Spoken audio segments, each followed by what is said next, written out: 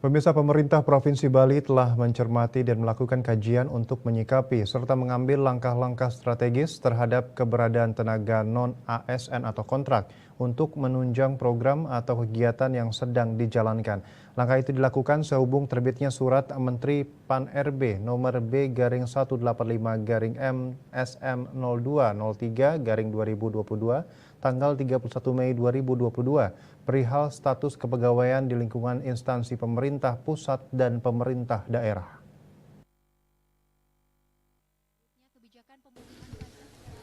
Sampai bulan Juli 2022, jumlah ASN di lingkungan pemerintah Provinsi Bali sebanyak 11.172 orang. Terdiri atas pegawai negeri sipil PNS sebanyak 10.251 orang dan PPPK sebanyak 921 orang.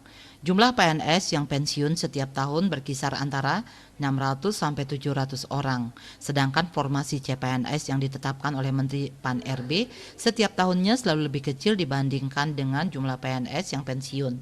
Ketimpangan jumlah yang pensiun dengan formasi yang ada sangat berpengaruh terhadap pelaksanaan dan pencapaian 5 program prioritas pemerintah Provinsi Bali yang meliputi pangan, sandang dan papan, kesehatan dan pendidikan, jaminan sosial dan ketenagakerjaan, adat agama, tradisi dan budaya, dan pariwisata.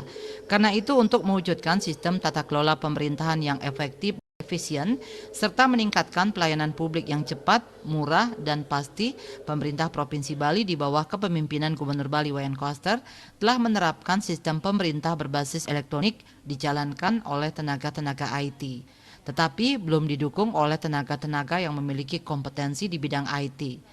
Memperhatikan kondisi tersebut, maka untuk memastikan berjalannya program prioritas dan tata kelola pemerintahan yang baik, serta untuk menutupi kekurangan tenaga yang memiliki kompetensi, maka Gubernur Koster mengambil kebijakan untuk mengangkat tenaga non-ASN secara selektif.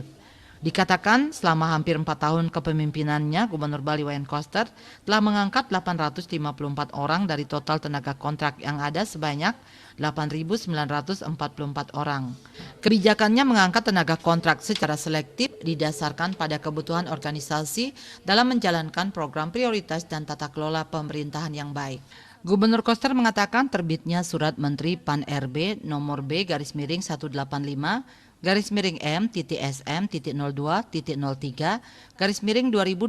tanggal 31 Mei 2022 perihal status kepegawaian di lingkungan instansi pemerintah pusat dan pemerintah daerah. Gubernur Koster telah mendengar keresahan di kalangan pegawai kontrak atas keberadaan dan keberlangsungan kerja mereka. Atas dasar itu, Gubernur Koster telah menugaskan Sekda dan Kepala BKPSDM untuk berkoordinasi dengan pemerintah pusat, merumuskan langkah-langkah strategis untuk mempertahankan keberadaan tenaga kontrak dalam mendukung pelaksanaan program di Provinsi Bali.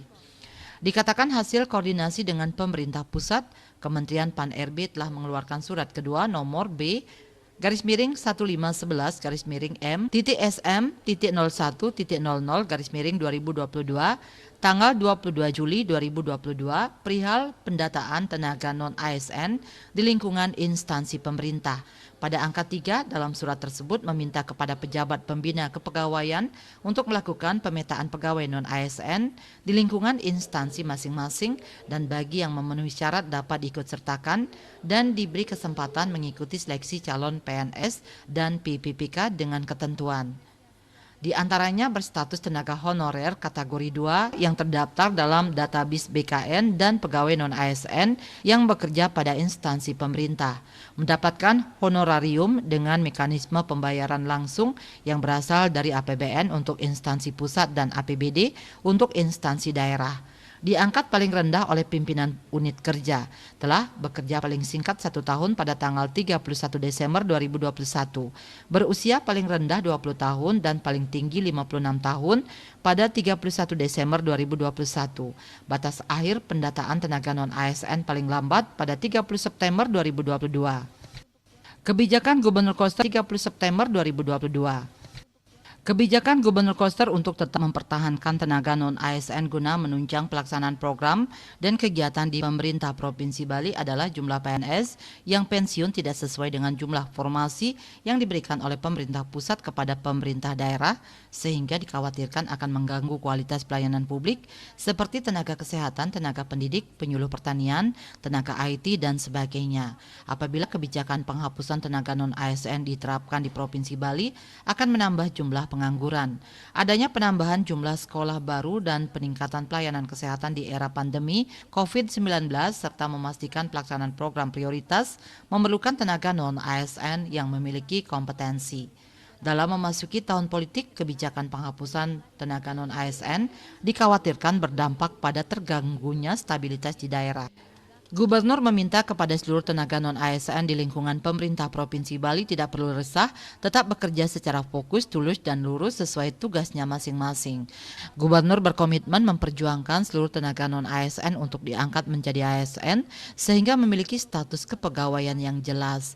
Kepada Wali Kota dan Bupati Sebali diharapkan tetap mempertahankan keberadaan tenaga kontrak di pemerintahannya. KMB melaporkan.